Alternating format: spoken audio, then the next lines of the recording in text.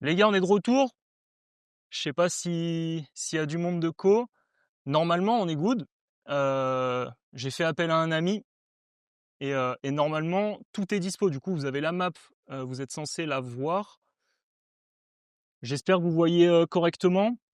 Louis, vous êtes censé l'entendre. Louis, est-ce que tu peux parler Ouais, juste? normalement, salut à tous. Normalement, vous m'entendez. Si Je on regarde de toute t'entend. façon les retours. Dites-moi sur le live. T'as le chat, Louis? Ouais, vite fait là sur mon tel, mais j'ai pas trop de batterie, mais pour l'instant, je l'ai. J'ai pas le chat, les gars. J'ai dû changer tous mes mots de passe Twitch et tout, donc il faudrait que je me reconnecte, que j'ai les identifiants de récup et tout. Pour aujourd'hui, on va faire comme ça. C'est les débuts de la vie de streamer. Si on a un retour juste d'un gars dans le chat, et comme ça on attaque. Si on a juste un gars qui nous dit c'est ok, comme ça après on peut attaquer.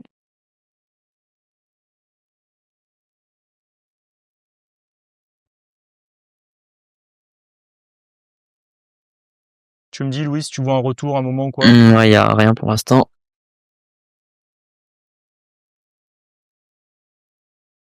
Je vais essayer de me co du coup sur Twitch en attendant.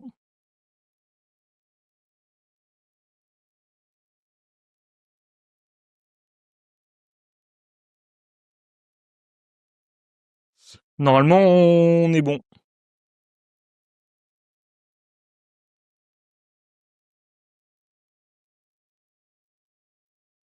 Dites-nous si vous nous entendez bien. Ouais, c'est juste savoir qu'on soit ok. Dès qu'on est ok, on démarre les gars.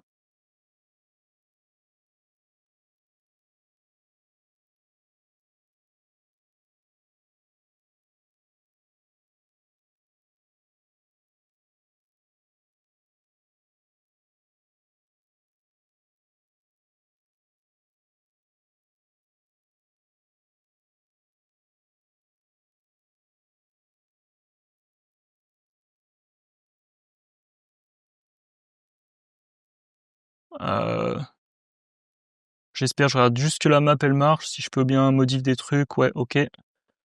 Top, j'ai pas trop de latence normalement. Je capte plutôt pas mal de ce que je vois. J'espère que ça va. J'ai fait speed test juste avant de stream. Normalement, on est plutôt clean. Du coup, on a réussi à faire autre que Google Meet. C'est vrai que c'est dommage si on était que en Google Meet. J'étais en galère totale. Euh, T'as pas de retour, Louis? Non. J'attends juste histoire qu'on ait un retour et on commence. Est-ce que tout le monde nous entend bien? Juste dites-nous dans le chat si c'est ok, si c'est pas Ouais, ok. un Comme ça. retour, les gars, on commence.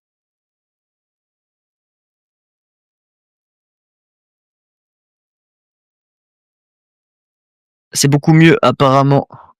C'est beaucoup mieux? Ouais, c'est Ok, beaucoup clean. mieux quoi. Si vous entendez, on démarre comme ça, on perd pas trop de temps. Ouais. Bon, ben bonjour à tous. S'il y en a qui sont co sur live et puis de toute façon il y aura la rediff. Donc si vous nous entendez en rediff, bonjour à tous. C'est le début. Vous avez vu certainement les stories, les réels qu'on a fait. Si vous êtes là, l'idée c'est de créer une série de live pour qu'on progresse ensemble. Vous avez vu, j'ai fait un réel qui a pas mal marché sur TikTok d'ailleurs, dans lequel j'explique que en gestion de patrimoine, c'est compliqué si on vient pas des top masters. Moi, je suis à l'IE de Lyon, donc je suis pas dans les top masters type Dauphine, ESCP et tout. Il se peut que dans même pas 10% des cas, on arrive à rattacher des bons postes, mais c'est difficile et du coup, ça passe par se faire un réseau, apprendre d'autres choses qu'on apprend en cours pour essayer de progresser davantage. Et c'est tout l'idée de ce live. Moi, l'idée, c'est de devenir un meilleur étudiant en gestion de patrimoine, le meilleur possible. Et du coup, je vais m'entourer chaque semaine d'experts dans chaque domaine qui tourne autour de la gestion de patrimoine, idéalement sur des domaines qu'on n'aborde pas dans les cours, avec des avocats, des notaires, des experts vraiment de leur domaine, des anciens étudiants parfois de top école, comme Louis aujourd'hui, avec qui on est, qui est diplômé de Dauphine, Master 261, qui a décidé, on a fait un podcast ensemble, qui a décidé de refuser son poste à la banque privée pour se lancer avec un ami à lui expert comptable dans du conseil en fiscalité française et internationale. Il accompagne énormément les entrepreneurs. Vous le savez les gars, dans les meilleurs postes, souvent la clientèle sont des entrepreneurs, en tout cas est composé d'entrepreneurs. Et donc, c'est essentiel de comprendre leurs problématiques. L'expatriation, ça en fait partie. Pourquoi ? Parce que avec le contexte actuel qu'on connaît en France, mais même depuis longtemps, mais en ce moment encore plus avec le contexte actuel qu'on connaît en France, je pense que Louis, tu peux que être d'accord. On en a parlé un peu sur le podcast. C'est compliqué. D'ailleurs, je te laisse te présenter un peu, présenter de quoi tu vas parler aujourd'hui, ce que tu fais un peu, parce que les gens ont peut-être pas suivi ta transition. C'est vrai que là, comme tu l'as dit, j'essaye de reprendre un peu dignement, en tout cas comme je peux, le flambeau sur La relève. mais Bien sûr. j'essaye de répondre d'ailleurs à tous vos messages sur les études, etc. Alors ceux qui veulent rentrer à l'IAE, je peux les aider encore plus. Et ceux qui veulent tenter encore des masters meilleurs que l'IAE, alors déjà vous avez tous ces lives pour apprendre. Et en plus, si vous avez des questions, je peux répondre. Je connais normalement forcément un gars dans un master de près ou de loin. Je peux essayer de demander des infos. Et si vous avez besoin de réseau, etc., pareil, je peux essayer de vous mettre en contact avec des gens sympas, avec le réseau que je me suis créé au CAB, avec le podcast que j'ai créé, etc. Voilà, Louis, je te laisse présenter un peu de quoi on va parler aujourd'hui et ce que tu fais maintenant après ton expérience en banque privée et le master à Dauphine. Ouais, carrément. Bah écoute, merci Arnaud du coup pour cette intro, merci pour cette invitation pour inaugurer ce live et cette série Twitch. Donc série, donc tu l'as dit, hein, le but c'est de que tu t'entoures à chaque fois des meilleurs experts pour t'apprendre différents domaines, différentes techniques, différentes approches dans tous les secteurs qui gravitent autour de la gestion de patrimoine.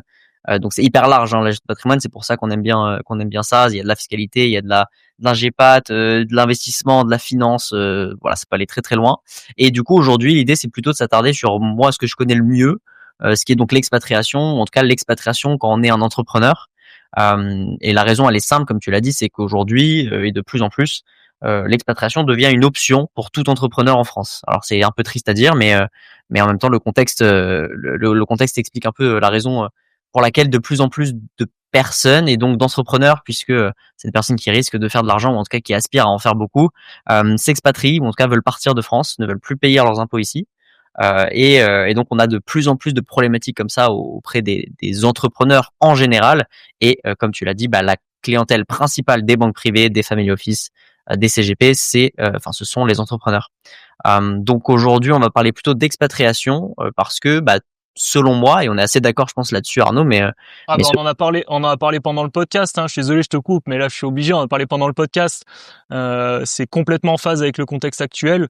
Et c'est des sujets que on voit pas tellement en cours. Alors si vous êtes vraiment dans les top masters, par exemple le master 261 de Dauphine est orienté vachement sur le droit, donc faut que j'arrête de dire vachement d'ailleurs. Donc vous allez certainement voir ces questions-là. Nous, je sais qu'à l'IAE on les voit beaucoup moins. Et si vous êtes dans des masters, il en existe des centaines. Vous n'êtes pas tous à faire des top écoles et tout. Si vous êtes dans des masters encore moins beaux, enfin entre guillemets moins réputés, dans des écoles autres, vous verrez pas ces choses-là. Donc c'est hyper important de l'avoir en tête parce que vous allez y être confronté si vous voulez rattacher des postes sympas. ouais, c'est clair. Et en fait, aujourd'hui, voilà, pour moi, j'estime qu'en 2025 et encore plus en 2030, encore plus en 2035, être un CGP, un family officer ou un banquier privé, c'est aussi comprendre quand son client vient nous voir et nous dire, ok, bah j'en ai marre de payer mes impôts en France, je veux m'expatrier à Dubaï. Qu'est-ce qui se passe?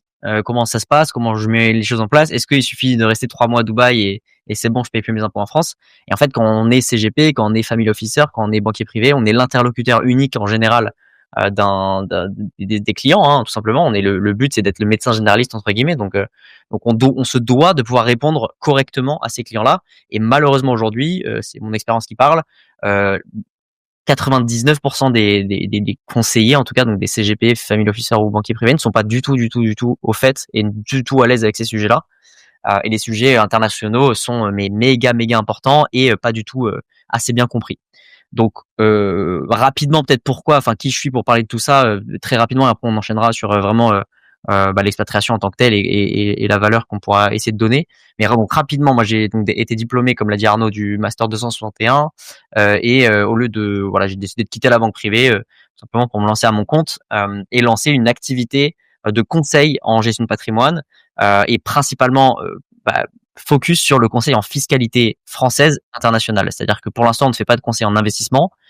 J'ai créé la société qui s'appelle MSC Conseil avec un ami et associé du coup qui est Thomas Morel, qui est expert comptable mémorialiste de formation. Donc lui s'occupe de tout ce qui est optimisation fiscale française pour les entrepreneurs. Alors optimisation fiscale, on n'aime pas le terme quand on est quand on a fait des études de droit, mais en tout cas, on optimise la structuration et on allège le poids fiscal sur ces entrepreneurs-là en France. Thomas s'occupe de la partie française et moi je m'occupe de la partie expatriation, structuration internationale et optimisation voilà plus globale, on va dire. Donc voilà. Aujourd'hui, l'idée c'est de parler d'expatriation et vraiment que vous qui nous écoutiez, qui êtes peut-être des futurs CGP, banquiers privés ou FO, compreniez déjà c'est les grandes bases, vraiment les grands. Voilà, la base de l'expatriation, la base de la fiscalité internationale, puisque c'est de ça dont on parle quand on parle d'expatriation. Et je pense qu'on peut directement commencer, Arnaud. Carrément, je voulais juste rajouter sur toi, ton exemple personnel, tu t'es associé avec quelqu'un qui est expert comptable. Je voulais juste rappeler que essentiellement sur l'expatriation, mais aussi sur d'autres questions, il y a une synergie énorme qui existe dans la gestion de patrimoine. Comme l'a souligné Louis, on doit être des médecins généralistes, alors avec plus ou moins des compétences marquées dans un domaine ou un autre, on peut pas être expert de tout, mais il y a des synergies qui existent avec beaucoup d'autres métiers. Comme l'a dit Louis, le client, quand il vient voir un CGP, c'est son premier interlocuteur. Après, le CGP peut déléguer ou en tout cas s'entourer d'avocats fiscalistes, de conseillers comme Louis avec la structure qui monte. Sur d'autres questions comme les holdings et tout, on peut avoir des experts comptables comme l'associé de Louis. Enfin, vraiment garder en tête qu'il n'est pas nécessaire d'être expert du domaine de l'expatriation quand on est CGP, mais par contre, il est nécessaire et vraiment essentiel de connaître les bases et de pas tomber dans les mythes. C'est un milieu où il y a énormément de mythes, l'expatriation.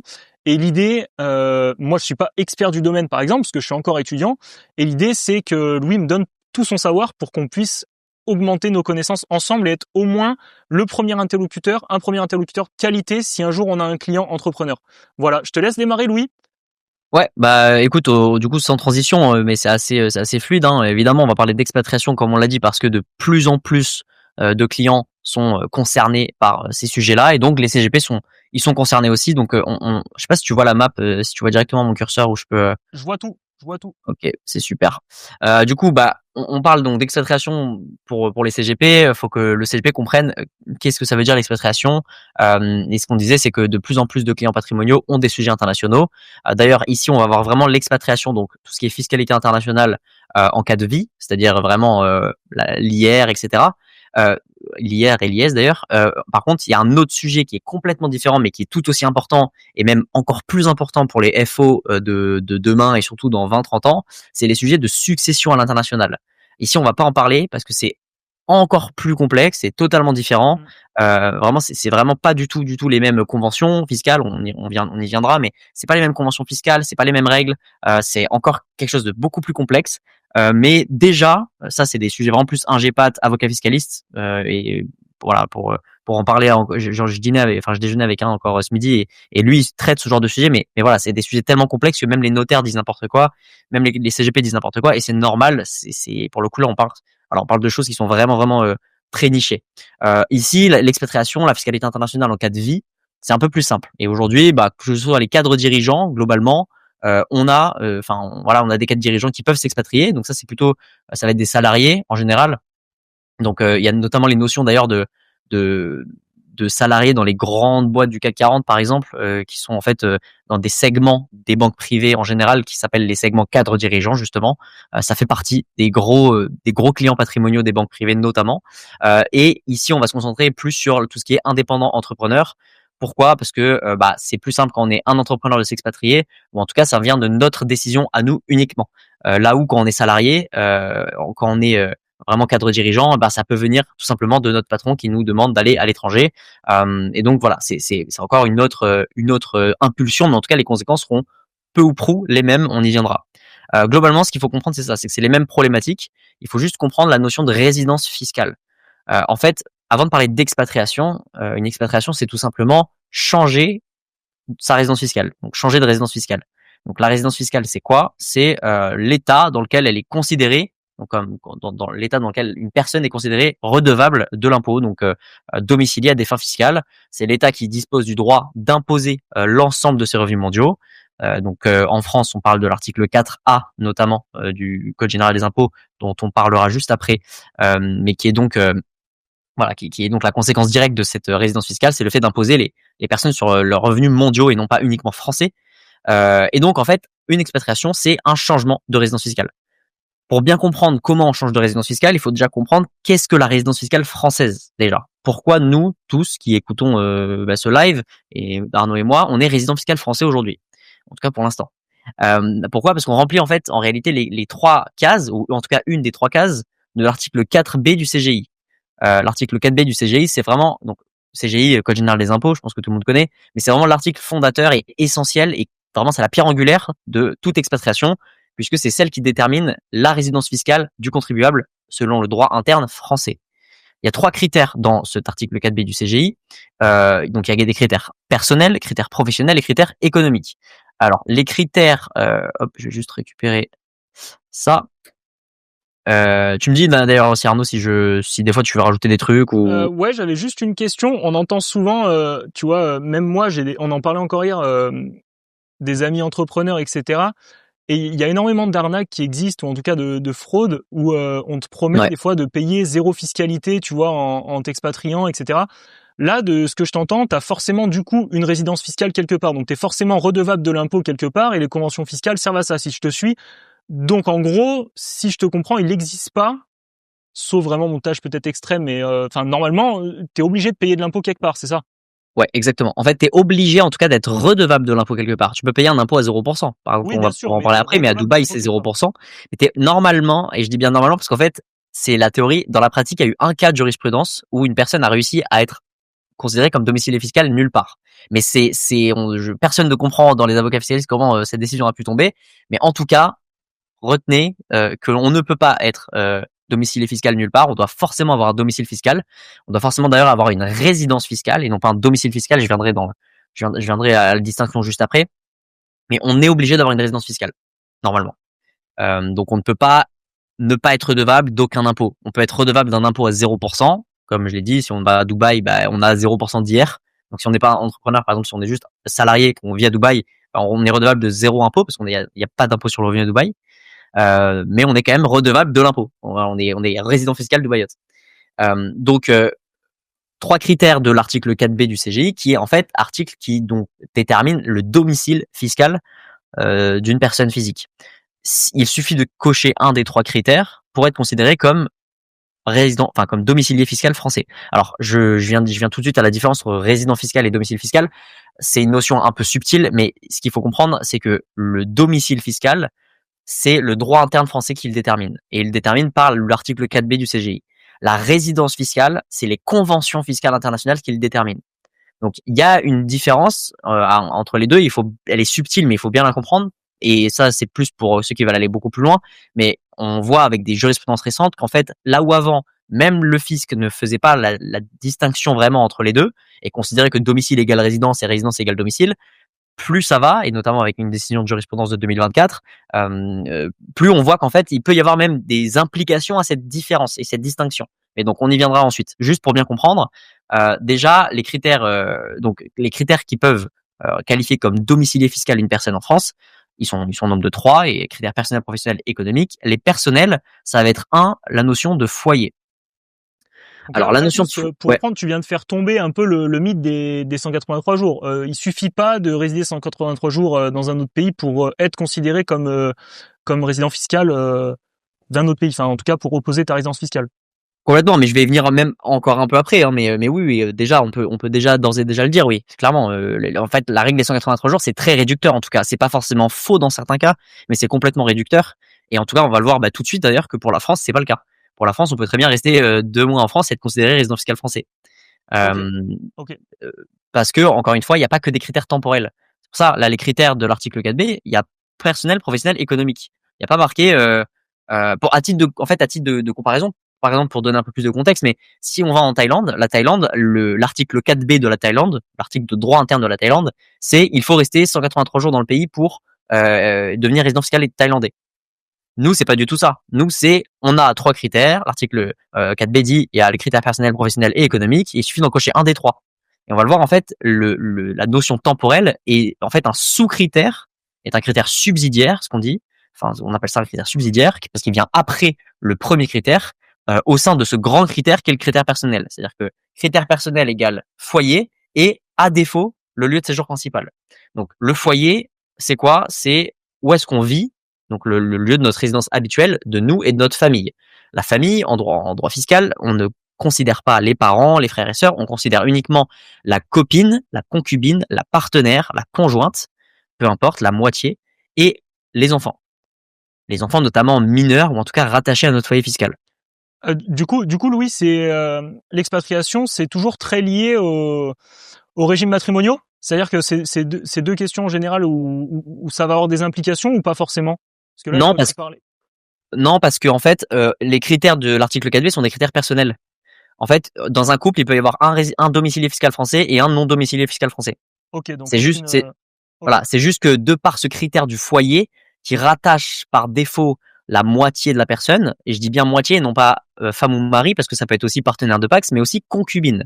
Les concubins notoires constituent la famille au sens fiscal, et donc le foyer, si tant est qu'on est notre concubine notoire qui vit en France, eh bien on peut considérer qu'on a dans son foyer en France via cette concubine. Euh, donc ça, c'est le foyer. Donc c'est où est-ce que notre famille vit, où est-ce que nous et notre famille vit. Donc si notre femme vit en France, bah, on est considéré domicilié fiscal français au sens du 4B. Ensuite, si on est célibataire sans enfant, en général, le critère qui va s'appliquer pour le critère personnel, c'est le lieu de séjour principal. Donc le lieu de séjour principal, c'est les fameux 6 mois et 1 jour que personne ne comprend. En réalité, ces 6 mois et 1 jour, c'est un critère relatif, c'est-à-dire que on va regarder simplement dans quel pays on passe le plus de temps dans l'année. Si on a passé plus de temps en France que dans son pays d'expatriation ou dans son pays de présumé être son pays d'expatriation, on va rentrer dans le domicile fiscal au sens du 4B. Donc on peut rester même 3 mois en France. Si on a fait 3 mois en France, 2 mois à Dubaï, 2 mois en Italie, 2 mois en Belgique, 2 mois machin, on a fait plus de temps en France que dans son pays d'expat, on est considéré domicile fiscal français, même si on n'a pas passé 6 mois et 1 jour en France. Ok, d'où l'importance de vachement communiquer avec son client Ah oui. pour arriver à savoir son mode de vie et ce qu'il fait. Parce qu'en plus, des fois, je pense que ça doit être dur à anticiper pour des entrepreneurs. Je pense à des conférenciers, par exemple, qui ont monté leur boîte, qui font des conférences. Tu voyages énormément, ça doit être compliqué à déterminer, du coup. Ouais, exactement, mais c'est la stratégie qu'on doit mettre en place nous. Hein, c'est pour ça qu'on a ce métier entre guillemets. C'est parce que, enfin, c'est vraiment notre boulot. Hein. Encore juste avant de t'avoir là, c'est à 18h là, j'étais en call avec un entrepreneur qui justement voulait s'expatrier. Alors lui, il n'était pas conférencier, mais il faisait beaucoup de séminaires, donc c'est à peu près la même chose. Et justement, la stratégie c'était la suivante, c'était de savoir comment on organise son expatriation, sachant qu'il veut plus être en France, mais qu'il fait beaucoup de séminaires en France. Comment ça se passe? Est-ce que ça va avoir une incidence? Oui. Est-ce qu'on peut se prémunir de ces conséquences? Un peu. Et la stratégie de comment le faire. Mais ouais, clairement, c'est toute une stratégie. Et surtout que, en général, ceux qui s'expatrient pour des raisons fiscales, et c'est pour ça, c'est plus le cadre des entrepreneurs. Là où, si on revient à la distinction au début, les cadres salariés s'expatrient plus en général pour des raisons professionnelles. Les entrepreneurs, pas forcément. Les entrepreneurs, il y a aussi beaucoup qui s'expatrient pour des raisons fiscales. Peu Ok. le disent, mais moi, je le vois. Mais on en avait parlé dans mon podcast. Tu avais dit un truc qui m'intriguait, mais sur lequel j'étais assez d'accord, ce qu'on avait développé ensuite. On s'expatrie jamais pour des raisons uniquement fiscales. De ce que j'ai compris, en tout cas. Moi, c'est pas ce que je conseille, en tout cas. Moi, je conseille pas de s'expatrier pour des raisons purement fiscales. Maintenant, ça veut pas dire que beaucoup le font pas. Oui, bien sûr, mais je veux dire, quand tu t'expatries, il faut prendre en considération qu'il y a plein d'autres changements qui vont arriver. Il y a des critères psychologiques. J'en ai parlé avec quelques personnes qui sont expatriées. D'ailleurs, j'avais lu une stat il y a pas longtemps sur le fait que la plupart des gens qui s'expatrient revenaient dans leur pays d'origine vraiment pas longtemps après. J'ai plus la stat en tête, mais c'est assez hallucinant. Bah ouais, Euh, c'est ça. Mais faut vraiment, c'est pour ça que ça se met vraiment en place. je Ça se trouve que met voilà, vraiment en place, ça se réfléchit, ouais. ça souligne l'importance de vraiment mettre en place quelque chose avec un professionnel, quoi. Bah clairement, clairement. Et ça sous-entend vraiment d'étudier en profondeur sa situation, de comprendre les raisons qui le poussent à s'expatrier et de s'assurer que ce soit une bonne idée pour lui. Parce que on va le voir, c'est un vrai mécanisme à mettre en place. On va le voir, la France aussi a une notion assez extensive du foyer ces derniers temps. Donc en fait, essaye de rattacher de manière un peu abusive parfois les contribuables français qui voulaient s'expatrier. Ok. Donc ce premier critère, c'est le critère personnel. Ensuite, le second critère, c'est le critère professionnel. Encore une fois, il suffit d'en cocher un des trois pour être considéré domicilié fiscal français. Le critère professionnel, ça va être le fait d'exercer une activité professionnelle en France et de justifier du caractère non accessoires de ne pas pouvoir justifier, de ne pas pouvoir justifier du caractère accessoire de cette activité. Donc en gros, qu'est-ce que ça veut dire? Ça veut dire le critère professionnel, pour entrer dans l'article 4B du CJ et être considéré domicile fiscal français, il suffit d'exercer une activité professionnelle en France. Et deuxième condition sine qua non, de ne pas pouvoir justifier du caractère accessoire de cette activité, donc de ne pas, il faut pas que cette activité soit à titre accessoire de son activité principale. Si cette activité est une activité accessoire, alors on ne rentrera pas dans le critère professionnel du 4B. Attention, le critère d'accessoire, c'est arbitraire, ça, le critère accessoire. Comment tu le définis? Alors j'imagine qu'il y a des cas où vraiment la question se pose pas, mais j'imagine qu'il y a des cas où la question se pose. C'est le critère de temps. C'est pas arbitraire, c'est le critère de temps et non pas le critère de revenu comme beaucoup pensent. Ok, Donc, hyper exemple important à typique, savoir ça du coup. hyper important, exemple typique. En plus, c'est pas très logique sur le papier, mais exemple typique. Je suis entrepreneur. J'ai vendu un peu des parts de ma boîte, ou en tout cas j'ai mis un CEO à la place de ma boîte. Je suis en gros, in fine, un peu un actionnaire passif. Je fais plus grand chose, je passe plus beaucoup de temps dans ma boîte, mais elle me génère énormément de revenus. À côté de ça, j'ai décidé de faire, tout ça c'est en Belgique ou peu importe. À côté de ça, j'ai une petite association caritative en France et je suis bénévole dans cette association. Ou en tout cas, c'est même pas à moi l'association, juste j'ai décidé d'être bénévole dans une asso. Et je passe beaucoup de temps parce que je prends cœur à aider les gens. Bon, bah le problème, c'est que cette activité, elle nous génère zéro argent. Par contre, on y passe beaucoup plus de temps que dans son entreprise. Donc en fait, on va rentrer dans le critère professionnel du 4B parce qu'on y passe beaucoup plus de temps. Et du coup, ce n'est pas une activité accessoire. Ça, c'est hyper intéressant à savoir. C'est vraiment des cas concrets que on voit pas en fait quand on est dans les études. Faut vraiment être dans le domaine. Ça, en plus, moi, je prends mon exemple au cabinet, je les vois pas vraiment passer parce qu'on a un pôle ingénierie et en fait, toutes ces questions-là sont déléguées au pôle ingénierie. Donc c'est hyper important d'avoir ces infos.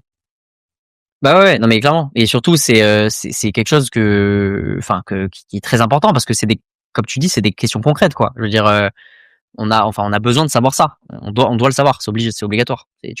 Pour moi, tu peux pas en 2025 être un CGP ou peu importe et ne pas pouvoir répondre juste à ces questions-là du 4B. C'est encore une fois un article fondateur. Et au-delà de l'expatriation, c'est fondateur de l'imposition en France. L'article 4B et l'article 4A, c'est la fondation de l'imposition des Français. C'est vraiment ça. Bien sûr. Ça montre encore une fois qu'il y a une grosse différence entre un CGP qui va juste est là pour vendre des produits, un CGP qui a des compétences techniques dans des domaines. Être un CGP, normalement, ça veut dire maîtriser au moins en largeur la plupart des domaines. Et c'est pour ça que c'est important d'avoir des experts qui donnent ce savoir-là. Donc trop bien, Louis. D'ailleurs, j'en profite pour vous dire que la map, on va la retravailler, je vais la retravailler pas mal et tout, pour essayer de faire un truc à peu près propre. Et je vais la donner chaque semaine sur LinkedIn. Donc mon LinkedIn, c'est mon nom, mon prénom, Arnaud Berrier. Pareil, sur LinkedIn, je réponds à tout le monde dès que je peux. Donc ça dépend des semaines que je fais au cabinet, des semaines que je fais à l'IAE. Mais j'essaie de répondre assez rapidement. Et vous avez accès du coup à tout ce savoir-là, cette map, et vous pouvez réviser vous de votre côté, prendre en compétences. Donc voilà, branchez-vous sur LinkedIn. Je vais faire des posts chaque semaine. Vous aurez juste à mettre votre mail pour que je puisse vous envoyer la map et je la partagerai à tout le monde.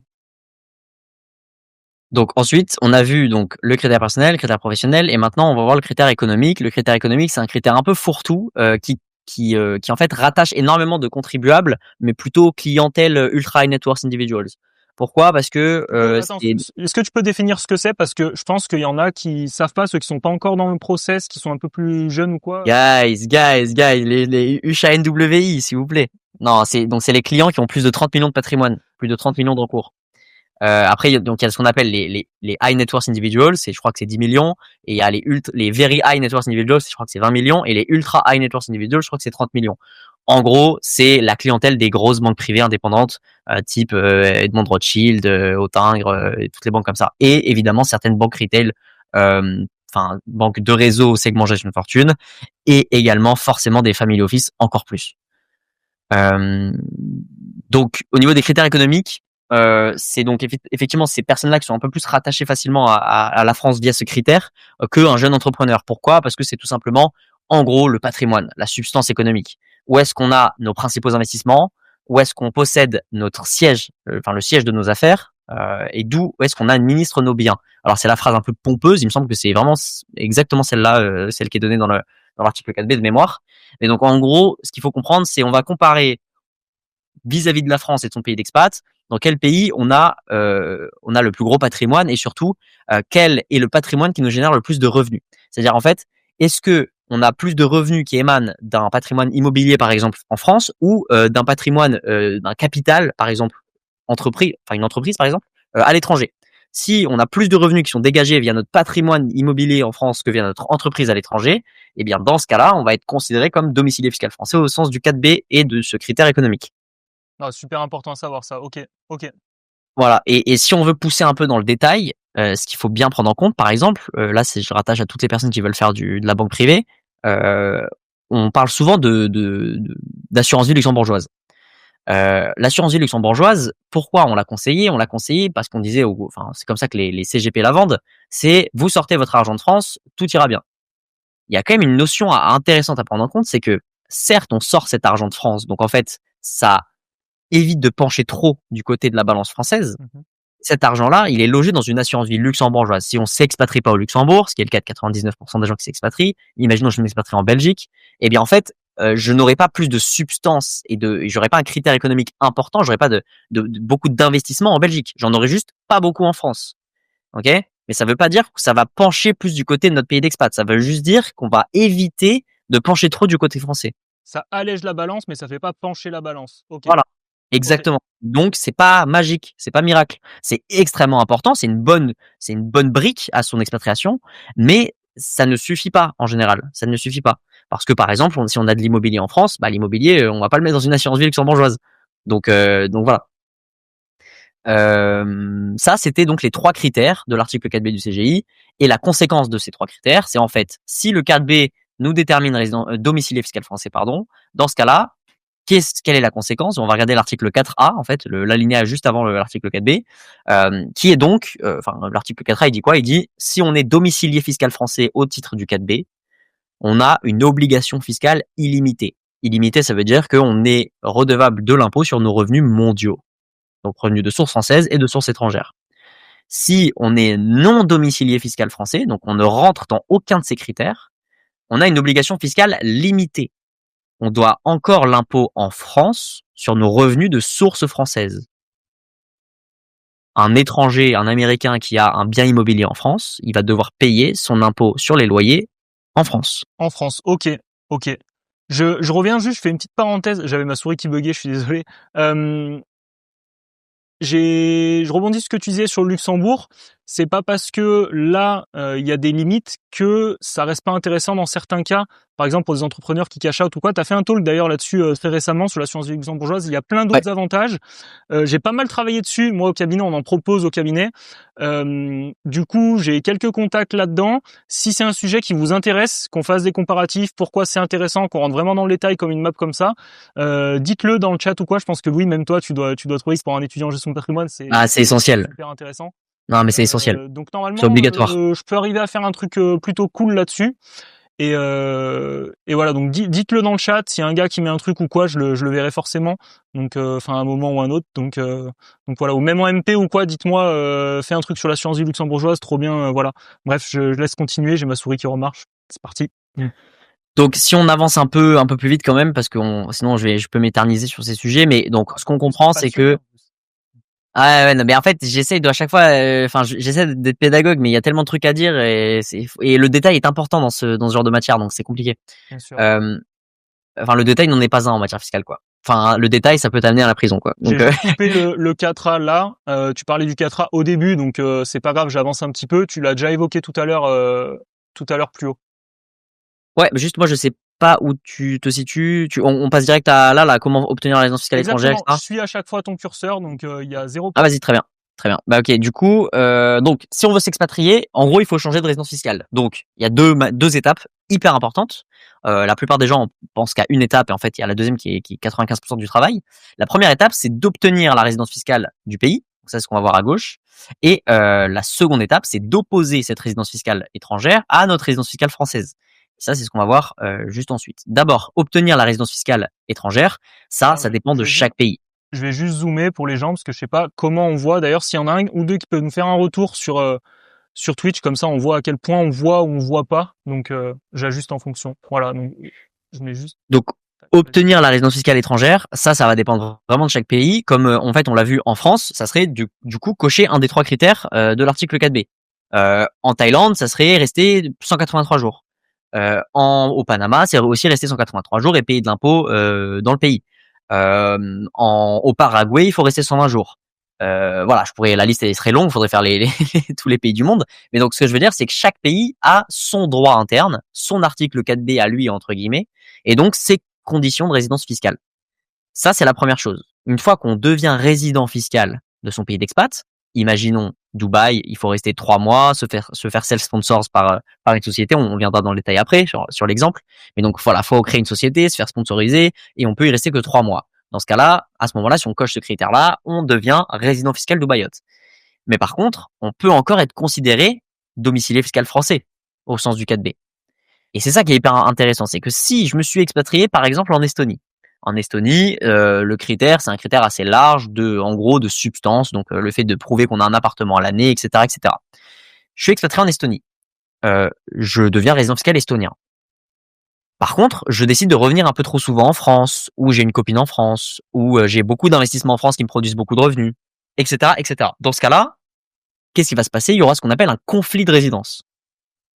Le conflit de résidence signifie que, ok, je suis résident fiscal estonien, je suis résident fiscal français, on va regarder la convention fiscale entre les deux pays, et c'est la convention qui va déterminer l'unique résidence du contribuable, et du coup, où est-ce qu'il va payer ses impôts.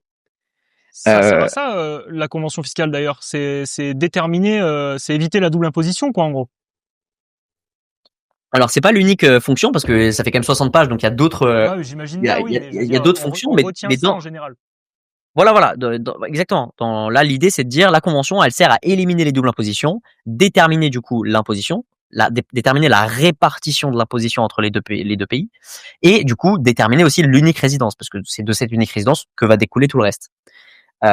Donc, pour cela, on regarde les conventions fiscales internationales.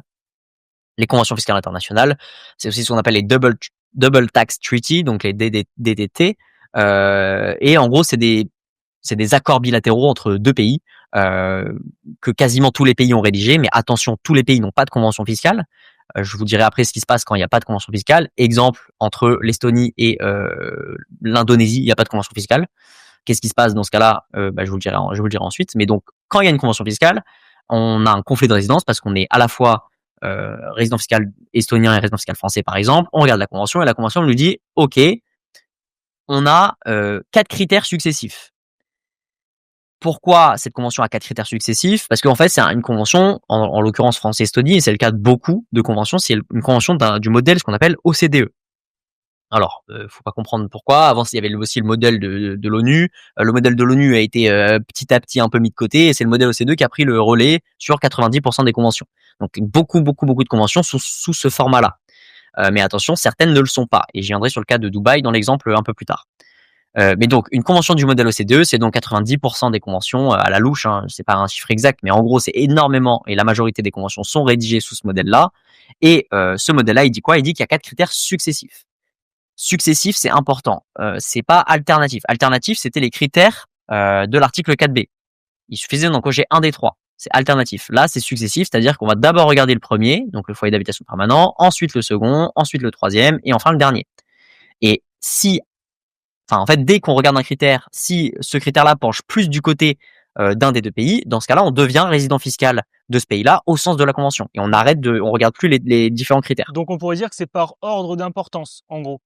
C'est par ordre de priorité, en tout cas. De priorité, oui, du coup, d'importance, ouais. Ok. Donc, Et c'est ce qu'on appelle aussi le tiebreaker. Pour ceux qui voient cette notion-là parfois, c'est tiebreaker. Attends, je vais le noter. on en entend parler, mais je pense que, enfin, moi, le premier, par exemple, c'est une notion que je maîtrise mal. Si j'ai un client qui me pose une question demain là-dessus, je suis pas capable de déterminer quel critère prend le dessus à chaque fois, par exemple. Donc c'est important que tu reviennes Ouais, dessus. bah carrément. Du coup, donc le C'est tiebreaker, cool. il y a ces 4 critères-là. Les 4 critères, donc c'est foyer d'habitation permanent en premier. Le foyer d'habitation permanent, c'est égal posséder un logement de manière permanente. Hop. Donc, posséder un logement de manière permanente, attention, ça ne veut pas dire loger constamment dans un logement. Ça veut dire avoir la jouissance permanente de ce logement. Exemple, je m'expatrie en Estonie, j'ai un logement à l'année en Estonie. Par contre, j'ai conservé mon appartement en France parce que quand même, je l'ai pas mis en location, je suis pas prêt à le vendre, etc. Bah, en fait, j'ai un logement de manière permanente en France. J'ai la jouissance de manière permanente d'un logement en France. Donc, ce critère-là du foyer d'habitation permanent ne permet pas de trancher la résidence fiscale. Ok. Ensuite, second critère, c'est le centre des intérêts vitaux. Le centre des intérêts vitaux, globalement, c'est le pays avec lequel les liens, le contribuable a les liens les plus étroits, a les liens personnels et économiques les plus étroits. Ok? Donc, merde, personnel, oula. Non, mais Personnel. avance, t'inquiète, je refais si tu veux. Donc, le pays avec lequel le contribuable a les liens personnels et économiques les plus étroits, ça, c'est le critère le plus important. C'est ce qu'on a appelé la substance dans un pays. La substance, c'est des liens personnels et des liens économiques. Il n'y a pas de hiérarchie entre ces deux critères. Le bulletin officiel des impôts a une seule fois fait la hiérarchie entre les liens personnels et économiques, mais c'est dans une vision franco-française. En réalité, il n'y a pas de hiérarchie entre ces deux critères. Et c'est ce qu'on appelle un faisceau d'indices. Un faisceau d'indices d'ailleurs pragmatique. Le fisc va vraiment regarder la réalité du terrain et non pas ce qui paraît sur le papier. Exemple, je suis expatrié en Estonie, j'ai une société en France, je crée une holding en Estonie qui possède 100% de cette société française et je me verse des dividendes de cette société. En réalité, ça ne renforce pas notre substance en Estonie parce que cette société est considérée comme une coquille vide par le fisc. Il y avait d'ailleurs eu le cas de Carmignac Gestion qui s'était fait retoquer pour ce même sujet avec des holdings au Luxembourg. Donc voilà, ça le fisc est pragmatique. Carmignac, cas forcément connu pour chez les CGP ou même dans les banques privées. Beaucoup de fonds utilisés de Carmignac dans pas mal de groupements de CGP ou de banques privées. Donc c'est un cas qui a fait beaucoup parler. Je sais pas si vous avez entendu parler, mais en tout cas, si vous n'avez pas entendu parler, je vous invite à faire des recherches là-dessus parce que ça apprend plein de trucs. Moi, j'ai appris plein de trucs avec ce cas, je vous le dis. Donc n'hésitez pas à faire vos recherches là-dessus. Clairement. Donc ça, c'est vraiment le critère le plus important. Ok, le centre des intérêts vitaux, c'est là-dessus tout se joue en général. Ensuite, ce qu'on va regarder, c'est le lieu de séjour principal. Le lieu de séjour principal, attention, ce n'est pas. On ne compte pas le nombre de jours, en gros. On ne compte pas. C'est ce que tu disais tout à l'heure. C'est la notion que tu disais tout à l'heure. Ouais, mais là, c'est encore un peu plus subtil parce que là, tout à l'heure, on comptait le nombre de jours.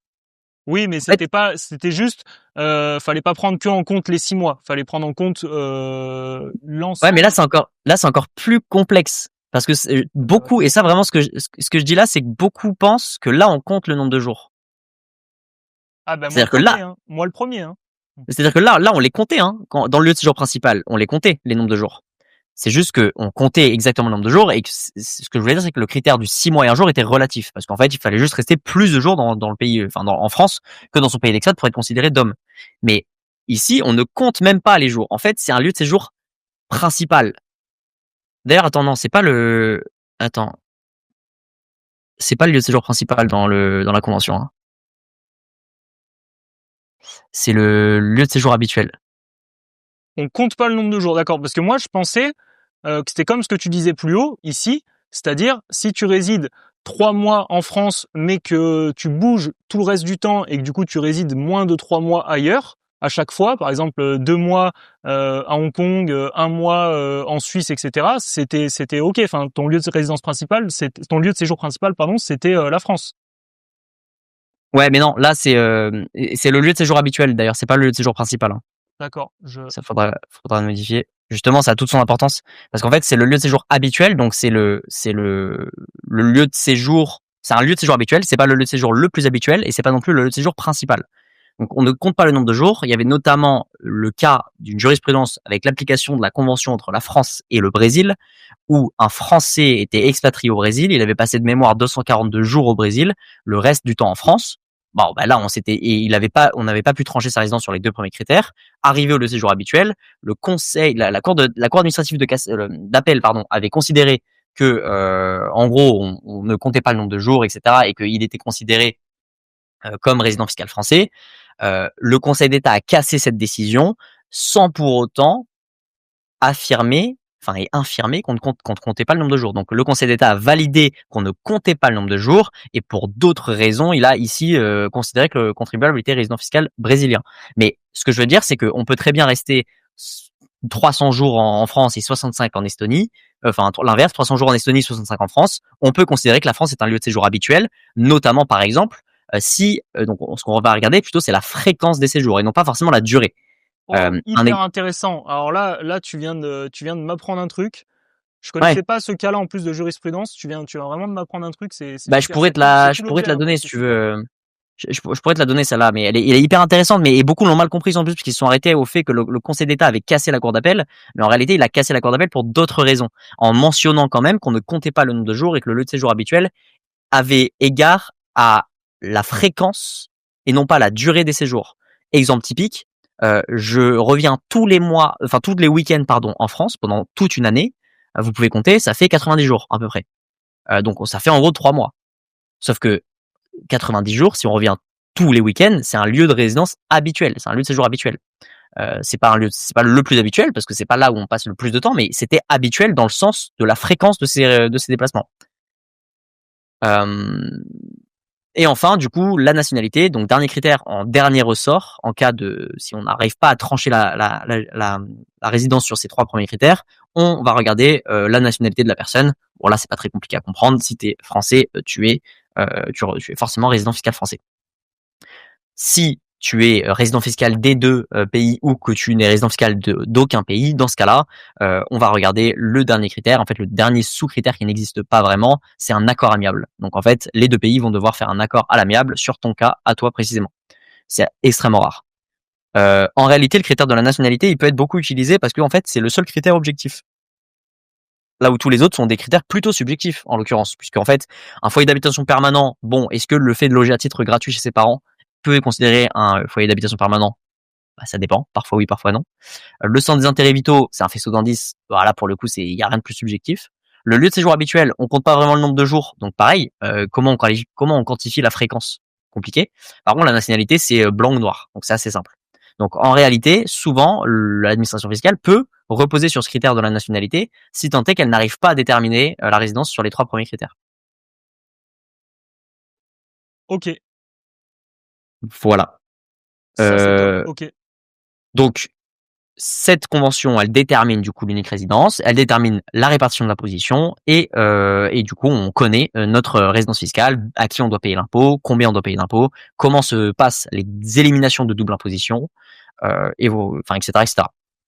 Donc dans la Il y a bien pratique, des ça donne questions à quoi? se poser. Hein. Et en plus, il y a des exceptions. Je crois qu'on l'avait vu en préparant la map. On va le voir peut-être juste après dans la pratique. Chaque fois, partie théorique, les gars, partie pratique en dessous pour se rendre bien compte du truc. Il y a des exceptions sur les conventions fiscales. Enfin, il y en a qui marchent différemment que d'autres, on va dire. Exactement. Là, c'était vraiment la convention du modèle OCDE. Il y a plein de conventions qui marchent pas vraiment pareil. Le Maroc marche pas pareil. Le Maroc, en fait, par exemple, les intérêts vitaux, en fait, c'est les intérêts juste professionnels. Donc, en fait, on ne compte pas les intérêts personnels, par exemple. J'ai eu le cas encore ce matin avec une dame qui peut s'expatrier au Maroc. Elle avait ses enfants en France. Ça ne rentre pas dans ce critère des intérêts vitaux. D'accord. Et le lieu de séjour habituel, d'ailleurs, dans la convention France-Maroc, on compte le nombre de jours et c'est explicitement dit. Donc ça s'applique uniquement pour le modèle OCDE. Ouais, mais le modèle OCDE, c'est vraiment 95% des conventions. Et t'as d'autres exemples, par exemple, de conventions qui marchent pas pareil? T'as dit le Maroc, il y en a d'autres Suisse, c'est marrant. Suisse, c'est marrant. Par exemple, Suisse, ils prennent en compte les 2 premiers critères, ils les mergent, ils en font un seul. Mais dans ce critère du centre des intérêts vitaux, ils prennent eux, au contraire du Maroc, ils prennent surtout en compte les liens personnels et non pas économiques. D'accord. Par exemple. Ensuite, t'as Dubaï. Dubaï, c'est un cas hyper intéressant et on va le voir juste après. Mais encore une fois, c'est arbitraire. Du coup, la Suisse, ils prennent plus en compte les critères personnels. Alors, la Suisse mentionne explicitement les critères personnels. D'accord. Ok. Ouais, et dire, sinon, à titre accessoire, effectivement, ils peuvent prendre en compte les critères économiques. Mais on voit là la complexité du truc, quoi. Ah oui, non, mais je trouve ça passionnant parce que nous, le but en étant étudiant en GP, toi, c'est ta passion, donc t'as poussé le truc.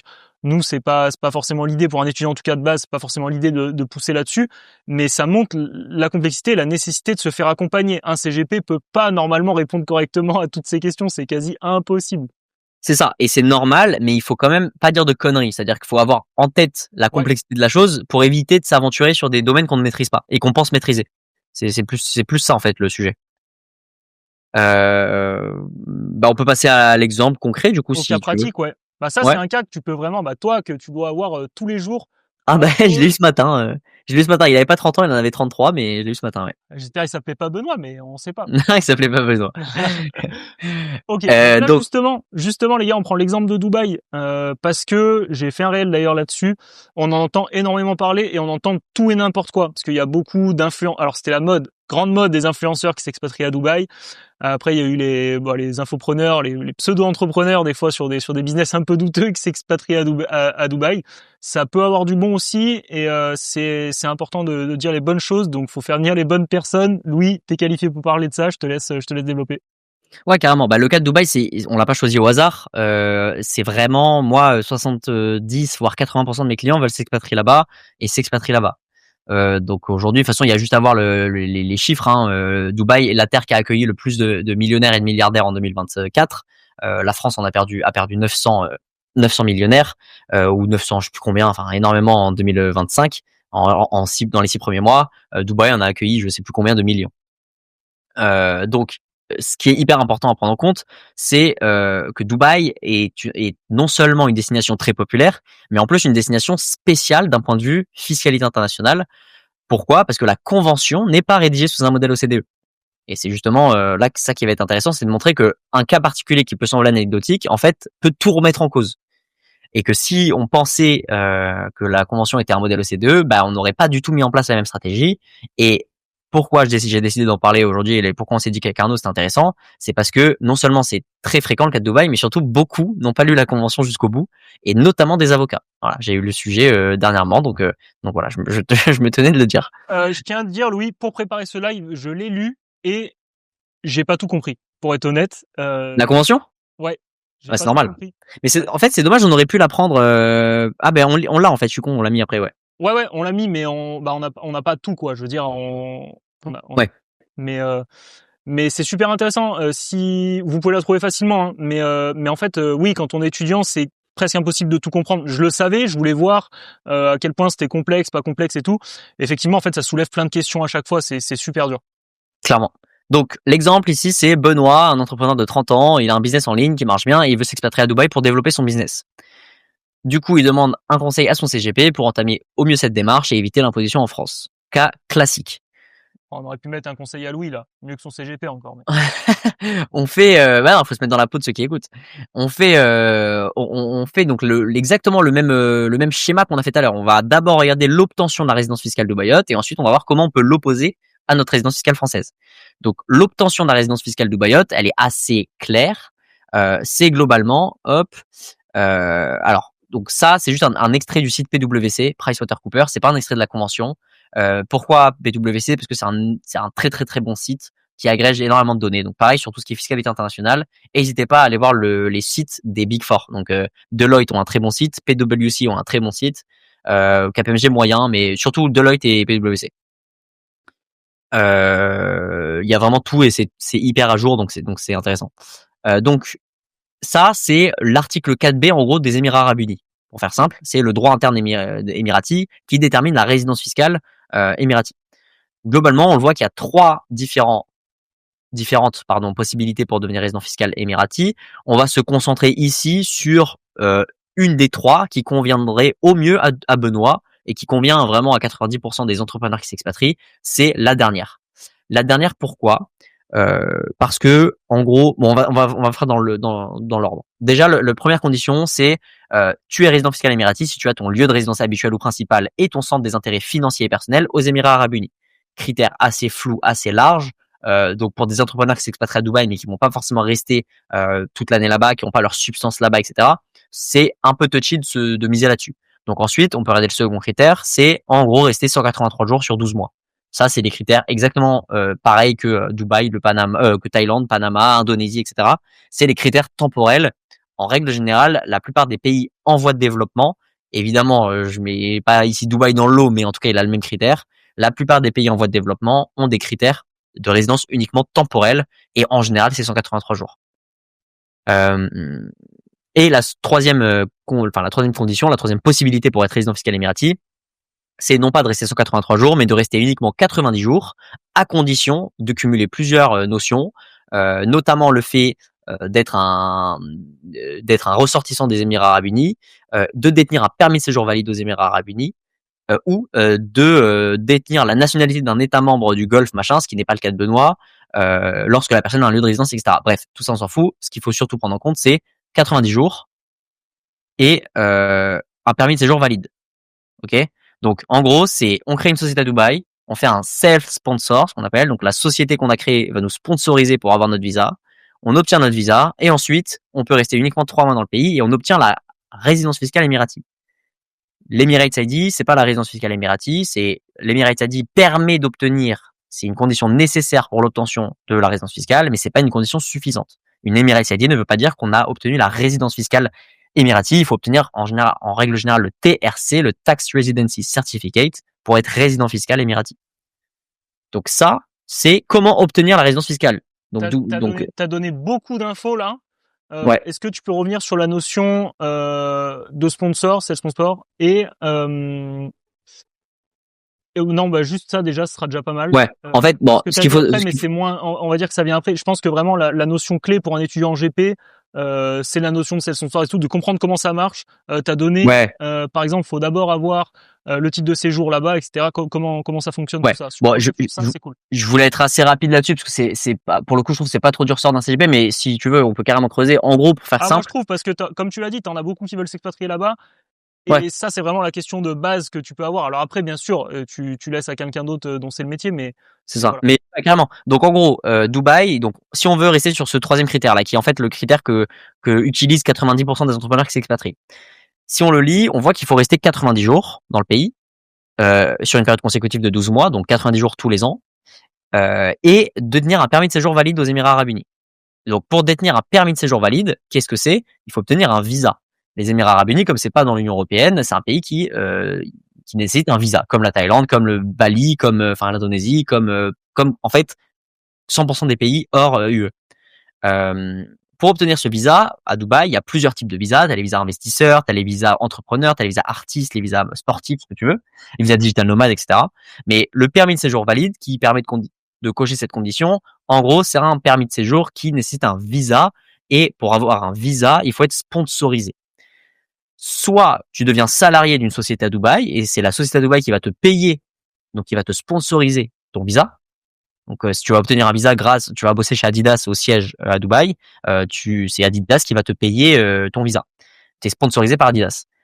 Les entrepreneurs, ils vont pas se salarier d'une autre structure, ils veulent créer leur boîte à Dubaï. Donc en fait, ils vont créer eux-mêmes leur société à Dubaï, ce qu'on appelle une license. Ils vont créer leur license et ensuite c'est leur société qui va les sponsoriser. Donc on appelle ça un self-sponsorship, puisque en fait c'est une auto-sponsorisation.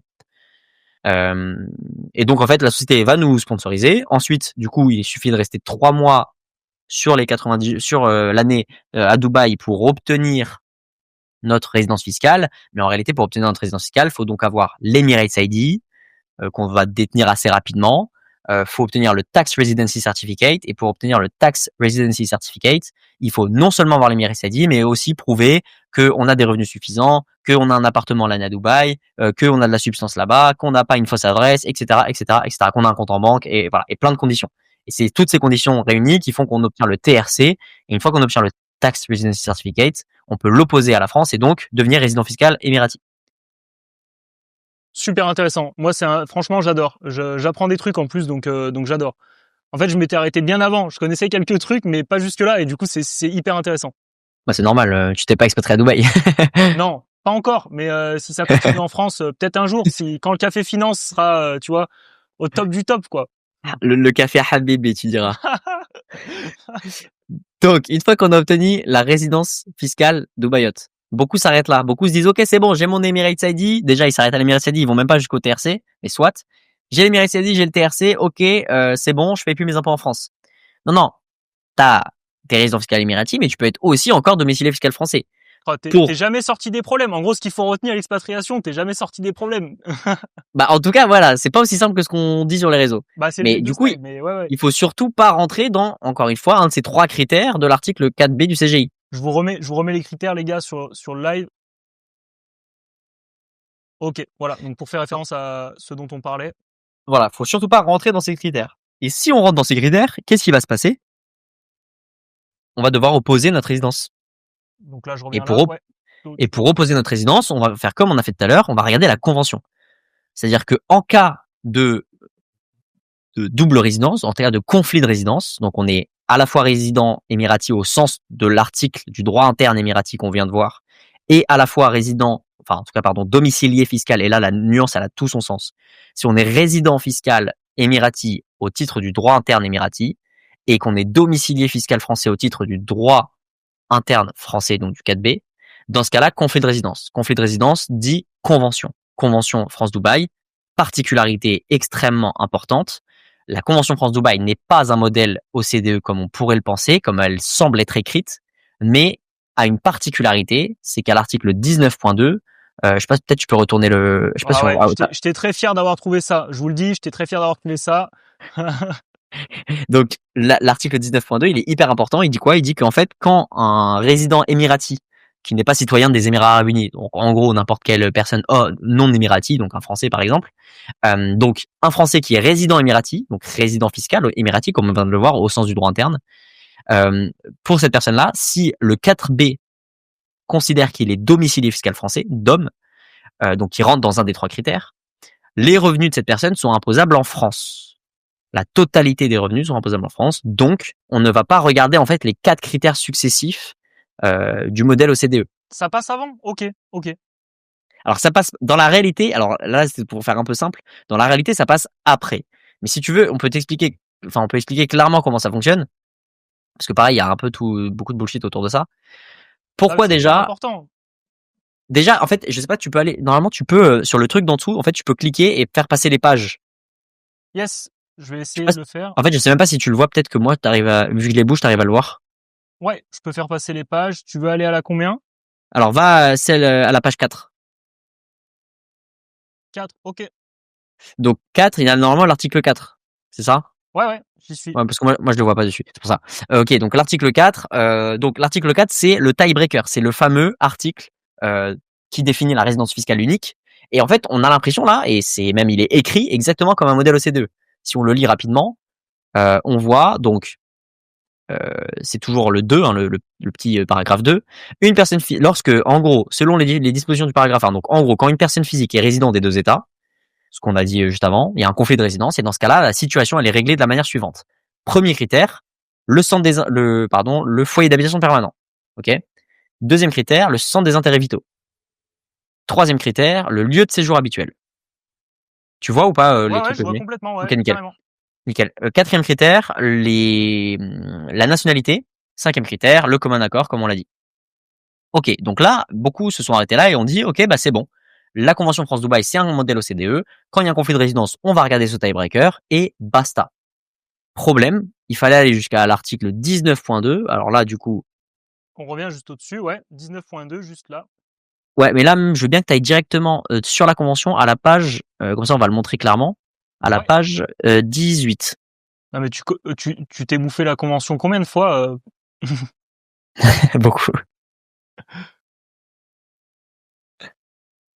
J'en ferai des cauchemars, moi, cette page 18 au bout d'un moment. T'es dessus 19, ok. Article 19. On y est. Disposition pour éliminer les doubles impositions. Ok. Il y a alinéa 1, ici. Bam. Alinéa 2, ici. On va pas s'attarder sur l'alinéa 1 ici. J'expliquerai après à quoi il sert. Ce qui est important pour l'exemple ici, c'est l'alinéa 2. Qu'est-ce qui est écrit? Lorsqu'une personne qui est résident des Émirats Arabes Unis, donc qui est résident fiscal aux Émirats Arabes Unis, et qui est fiscalement domicilié en France, le domicile fiscal en France, donc là on voit bien résidente des Émirats Arabes Unis, mais domiciliée en France, domiciliée en France c'est l'article 4B, au sens du droit interne français, c'est notifié ici, où est une filiale, on s'en fout, les revenus de cette personne sont imposables en France, nonobstant toute autre disposition de la présente convention. Donc 100% des revenus de de cette personne qui est résidente fiscale émirati, mais domiciliée fiscale française, sont imposées en France. Ok. Waouh. Donc, hyper important. Pourquoi? Parce que du coup, ça fait sauter le tiebreaker, en fait. Donc, ça vient après le tiebreaker, mais ça annule le tiebreaker. En gros, pour faire simple. Ouais, c'est pour Donc, ça que par esprit de simplification, t'as dit ça passe avant, parce que du coup, ça voilà. annule. Ok. Parce que ça l'annule. Mais pourquoi le diable est dans les détails quand même? Parce qu'il faut regarder en réalité ce tiebreaker. Parce que c'est ce tiebreaker qui détermine la résidence. Donc, quand ici, on parle de résident des Émirats Arabes Unis, en fait, c'est si, au sens du tiebreaker, donc au titre de l'article 4B, au titre de l'article 4 de la Convention, On revient au si départ. l'article 4 de la Convention le tiebreaker nous donne résident émirati, dans ce cas-là, on se réfère à l'article 4, à l'article 19.2. OK? Ok. Et si le tiebreaker nous a donné résident fiscal français, là, pour le coup, on est résident fiscal français, quoi qu'il arrive, quoi. Ouais, mais ça, là, du coup, on n'a pas à se poser la question dans ce cas-là, en fait. Du coup, Voilà. ok. C'est dans le cas où ici, on n'a Et pas en gros, déterminé déjà un truc qu'on se pose la exactement. question. Et en gros, l'article 19.1, on va pas le lire parce qu'il est relou et qu'il est assez complexe, mais en Ouais, gros, non, mais si même toi tu le trouves relou, je vais pas le lire. Ouais. non, mais voilà, en gros, il sert à rien ici, mais en gros, ce qu'ils disent, c'est que si t'es domicilié fiscal français au sens du 4B et résident fiscal français au sens de la Convention, dans ce cas-là, il y a une élimination parfaite des doubles impositions et tu seras imposé à 0 à Dubaï. Voilà. Ouais, En mais gros, c'est ce que ça dit. c'est important de le faire dans l'ordre. Ouais. D'abord ça et ensuite Voilà. ça s'annule si jamais. Donc, Ok. d'abord le tiebreaker et ensuite l'article 19. Ok. C'est d'ailleurs pour ça qu'il a été rédigé dans cet ordre-là, mais le problème, c'est qu'il fallait quand même aller jusqu'à l'article 19, là où beaucoup se sont arrêtés à l'article 4. Donc, c'est ce que je mets ici, c'est que ça fragilise cet article grandement la résidence fiscale à Dubaï. Pourquoi? Parce que nous, les Français, qui en plus sont facilement requalifiés domiciliés fiscal français au sens du 4B, parce que comme c'est notre pays quand même de naissance, en fait, on a forcément nos parents, on a forcément un peu de substance, on a forcément du patrimoine un peu, ou voilà. C'est très facile pour la France de nous rattacher à la France. Donc, pour nous, c'est très très très très risqué de s'expatrier à Dubaï, ou en tout cas c'est très fragile, et c'est pour ça que la stratégie principale, il y en a plein, mais la principale, c'est de couper la majorité de ses liens avec la France pour rentrer dans aucun des trois critères de l'article 4B. Oui, parce que tu te simplifies vachement la tâche. Par contre, du coup, ça demande faut que j'arrête de dire vachement, vraiment. Je suis très fatigué.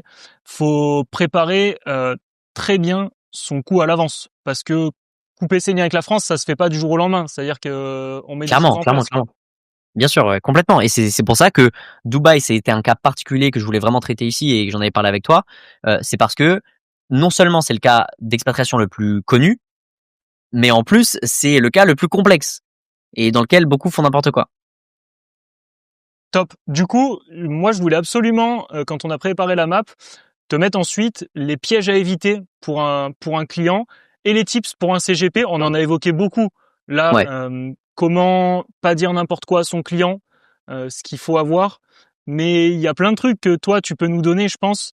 Alors, t'étais pas dans le pôle ingénierie dans la banque privée où t'étais, mais t'as vu passer pas mal de cas quand même. Comme moi, par exemple, je travaille pas au pôle ingénierie ici, et pour autant, quand on s'intéresse un peu, qu'on pose des questions, on peut apprendre plein de trucs. J'essaye de le faire un maximum. Je vous encourage d'ailleurs, ceux qui sont en alternance dans des cabinets, dans des banques privées, à aller discuter avec le pôle ingénierie, même si c'est pas votre passion, vous allez apprendre des trucs. Moi, je suis beaucoup plus calé sur le côté financier de l'AGP que le côté juridique, ingénierie patrimoniale et tout, et pour autant, c'est passionnant quand on creuse, quoi. C'est pas parce que ça paraît trop complexe qu'il faut pas s'y intéresser. Au contraire, c'est là où on fait la différence. Et pour le coup, pour avoir vraiment traité avec des hauts patrimoines, donc des ultra high net worth individuals, en gros, on se rend vite compte que c'est beaucoup plus prégnant de leur faire gagner 5 à 10 points d'impôt que de leur faire gagner 1 à 2% en bourse par an. Ok, solide. Donc en fait, on voit que le game se joue beaucoup plus sur l'ingénierie juridique et patrimoniale que la stratégie financière. Ah ouais, carrément, oui. C'est Parce là. qu'à un moment, tu peux battre le marché, tu vas pas outperform à 100% le marché, quoi. Tu vas pas faire x2 du S&P, quoi. C'est là qu'on se fait balader par que les IAE on se fait cracher dessus, quoi. Clairement, on se fait balader par les gars qui ont fait un master plus poussé en droit. Pour le coup, le master 261, par exemple, moi, ça me saoulait de pas avoir un peu plus de finance. On avait quasi exclusivement du droit, de la fiscalité, et en fait, je comprends maintenant pourquoi. Oui, mais ça, du coup, je fais une petite parenthèse là-dessus. Les gars, ceux qui ont fait, par exemple, des licences en finance ou quoi, En fait, le côté financier, il est pas entre guillemets, il peut s'apprendre rapidement. C'est pas si grave. On peut l'apprendre rapidement. Le droit, par contre, être poussé en droit, c'est très compliqué. Donc, Ouais. avoir une bonne base de droit, c'est super important.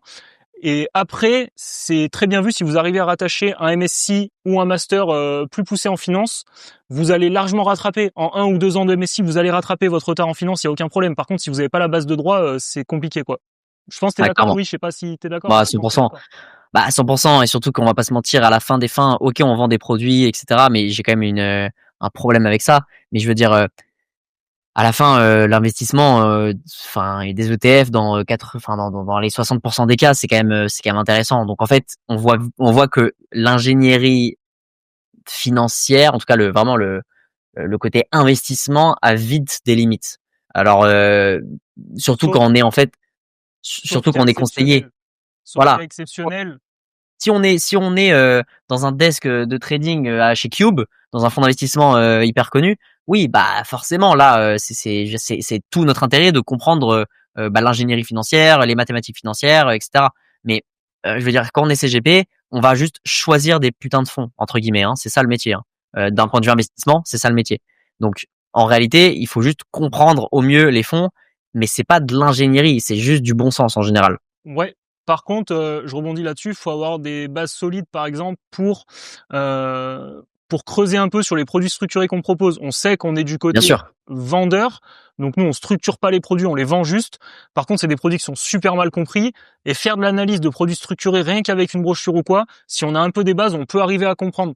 bien sûr, On comprend peut-être pas tout, en tout cas c'est pas utile forcément dans 100% des cas, surtout si vous êtes stagiaire ou alternant, de tout comprendre sur un produit structuré, de comprendre ce que c'est, mais au moins comprendre les bases, savoir qu'on peut acheter, vendre un put, acheter, vendre un call, comment on pose une digit sur un produit. Bon, on n'est peut-être pas obligé d'aller autant dans le détail en fait, mais au moins comprendre voilà la partie obligataire, la partie option et comment on structure les deux pour arriver à faire un produit. Et super important les gars, comprendre la chaîne de frais aussi. Ça, c'est dur de trouver des infos sur les chaînes de frais, mais comprendre la chaîne de frais, c'est super important pour comprendre ce qu'on vend aux clients. Je vais d'abord, je suis en contact là pour essayer de faire un live avec un ancien structureur. Donc ça serait super intéressant. Je pense, Louis, toi, tu partages complètement l'avis. Je sais que tu avais fait un truc sur les produits structurés d'ailleurs. ouais, j'ai fait une grosse vidéo dessus qui avait bien marché, d'ailleurs, qui avait bien plu parce que justement ces infos-là, on les trouve pas. On les trouve pas. Sauf quand t'es Franchement, dedans, elles quoi. Mais sont. sinon, tu les trouves pas, ouais. Mais franchement, même, enfin, ouais, je vais pas dire de dinguerie, mais honnêtement, même dans le milieu, il y a peu de gens qui les savent. Hein. Ah oui, oui, bah oui, oui, oui, oui. Même dans les grosses boîtes Oui, très oui, oui, connues, oui, oui, etc. oui, oui, on est, oui, oui, Voilà. on est d'accord. Donc ouais, non, ça avait bien marché pour cette raison mais parce que je m'étais renseigné auprès de justement de structureurs et autres.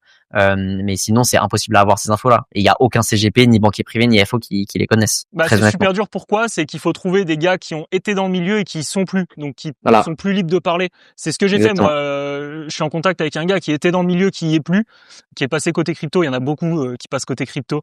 Et en ce moment, c'est un peu la mode. Mais voilà, c'est super dur à trouver. Et du coup, franchement, si ça vous intéresse, envoyez-moi un MP ou un message pour me dire ouais, on veut absolument et tout. Fonce, essaye de faire un truc. Et si vous avez des questions que vous voulez que je pose et tout aussi, les gars, on s'entraide. Hein, de toute façon, le but c'est que je vous partage mon réseau et on apprend tous ensemble, quoi. Vas-y, Louis. Carrément. Trop bien. Petite Bah écoute, parenthèse, c'est important. ouais, non, bah ouais, carrément. Non, mais clairement, donc ouais, si on revient un peu sur ce cas-là des pièges à éviter, et pour le client et des tips pour les CGP, on en a déjà beaucoup parlé, mais globalement, les pièges à éviter pour les clients, c'est de ne pas Ouais. comprendre tout ce qu'on vient de dire. Petit récap. On peut peut-être l'écrire en 2, 3 mots. Petit récap. Se faire conseiller. Vas-y, j'écris si tu veux. Ouais, se faire conseiller et bien comprendre les deux notions distinctes que sont l'obtention de la résidence et l'opposition de cette résidence. Là où beaucoup s'arrêtent vraiment à l'obtention, en fait. Mais c'est 5% du travail.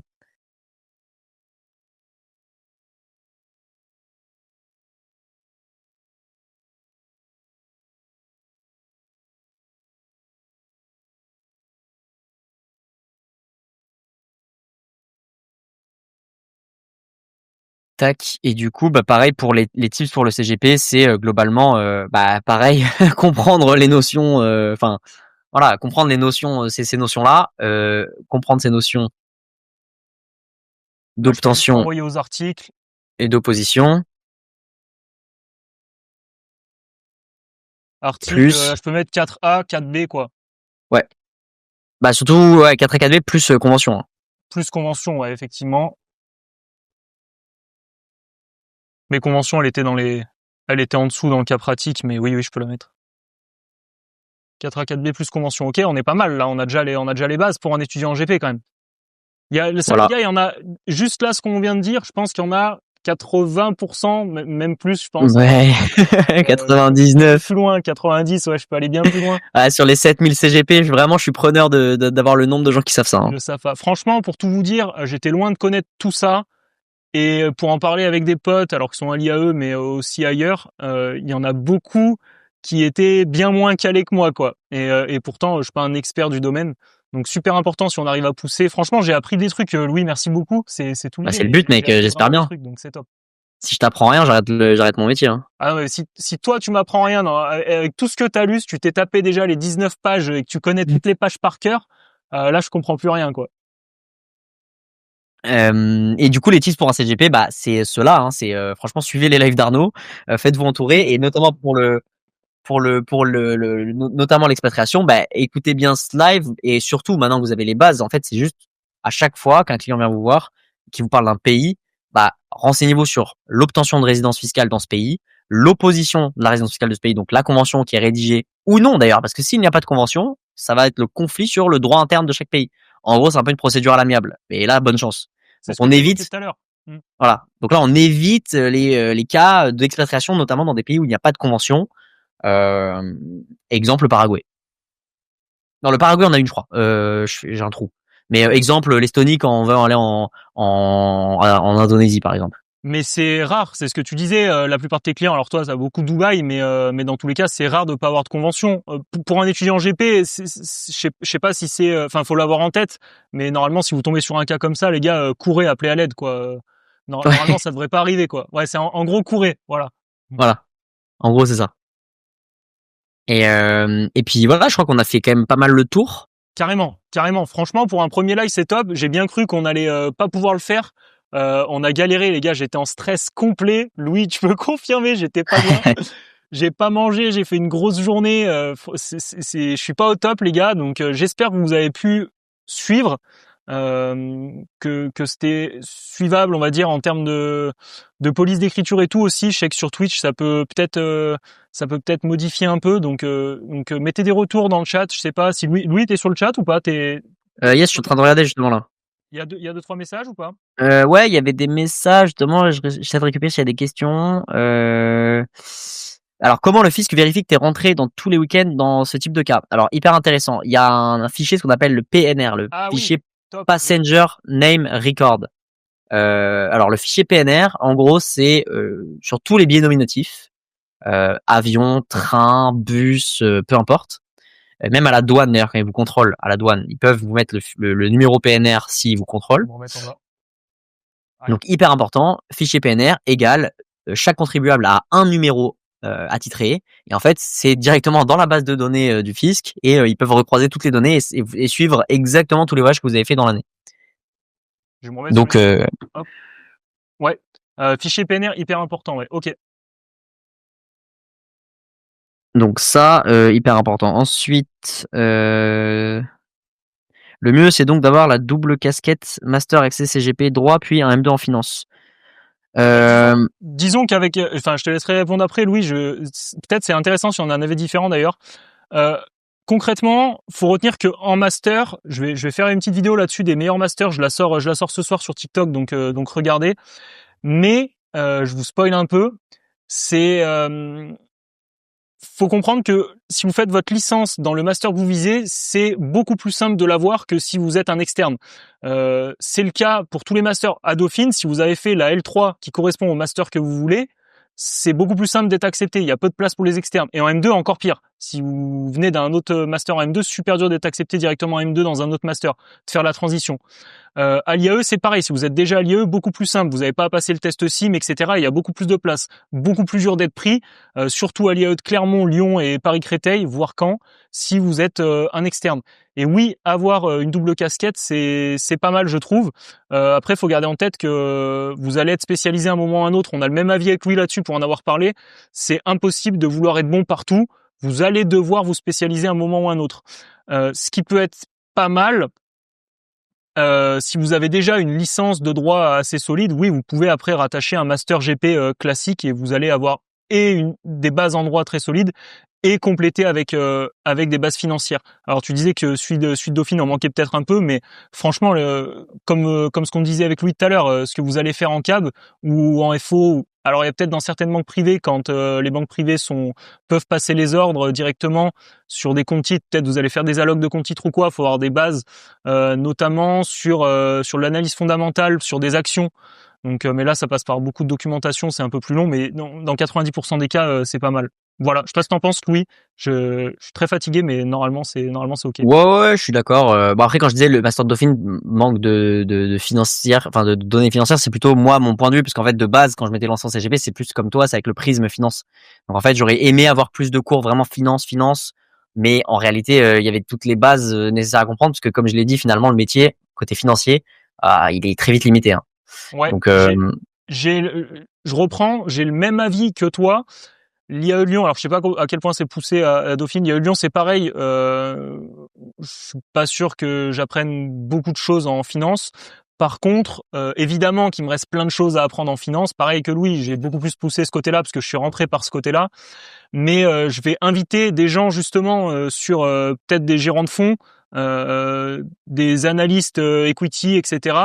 pour qu'ils nous donnent leur avis, pour comprendre les bases, par exemple de la gestion d'un fonds value, comment analyser une boîte sur des critères value, des critères quality, opposer un peu tous ces styles d'investissement là et comprendre comment on peut construire une alloc à partir de tout ça. Après, vous pourrez vous faire votre propre avis à partir de tout ça, mais évoquer tout ça. Je sais pas ce que t'en penses, oui, mais je trouve ça super intéressant. Rien que d'en parler, ça me fait plaisir. bah ouais, clairement. Non, mais c'est clairement hyper intéressant. Enfin, c'est ce qu'il faut pousser, mais il faut pousser les deux. Faut pas négliger ni l'un ni l'autre des aspects, que ce soit finance ou un GPAT. Les deux sont vraiment coexistants et nécessaires à être un bon CGP ou un bon FO. C'est Ouais. obligatoire. Je vous donne tous les masters avec lesquels vous pouvez accéder ce soir avec un TikTok là dès qu'on finit le live et sur Insta aussi un réel. Mais ce qu'il faut comprendre, c'est que plus vous êtes proche de Paris, plus c'est facile. Plus vous êtes loin de Paris, plus ça va être dur. À part quelques masters où ça peut éventuellement se jouer, peut-être dans 10% des cas. Et en dessous de ces 5-6 masters que je vais vous citer, ça va être honnêtement très difficile. Alors c'est mal vu de le dire, je sais, mais c'est la vérité. Je préfère ne pas dire n'importe quoi. C'est très difficile et je suis bien placé pour le savoir. C'est pour ça que j'ai lancé les slides. Je vous donne accès à mon réseau parce que c'est que comme ça qu'on peut essayer d'y arriver en apprenant d'autres choses sur les lives et tout. Ça va être très compliqué. Et tous ceux qui sont au-delà de ces 5-6 masters, il faut garder en tête que il y a quasi aucune chance. C'est faisable, j'en connais, avec des masters qui sont vraiment pas terribles, très très loin d'être dans le top. Même les IAE, alors qu'on se fait tacler, encore pire, largement. Mais voilà, faut garder en tête ces choses-là. Voilà. Clairement. Bah écoutez, moi je vais devoir te laisser Arnaud, j'ai un truc Carrément, à 45. je pense qu'on a déjà évoqué pas mal de sujets. Je crois pas qu'il y avait d'autres questions. S'il y en a d'autres, envoyez-les-moi en MP. Soit je contacte Louis, soit si je peux y répondre, j'y réponds moi. Voilà. J'espère que ça vous a plu. On se retrouve normalement la semaine prochaine. Je sais pas encore, il y a plein de trucs qui se passent, mais normalement la semaine prochaine, pareil, pour un live, je vous dis pas encore le sujet. J'annoncerai tout ça. Faut me suivre sur Insta surtout. Voilà. Et si vous avez des questions, n'hésitez pas. Merci Louis, c'était super cool. Merci à toi. Merci à toi Arnaud pour l'invite et grand plaisir de lancer cette série. Ouais, c'est marrant, premier live. Super. Ciao les gars. Allez, ciao. Ciao À la semaine prochaine sûrement. Ciao.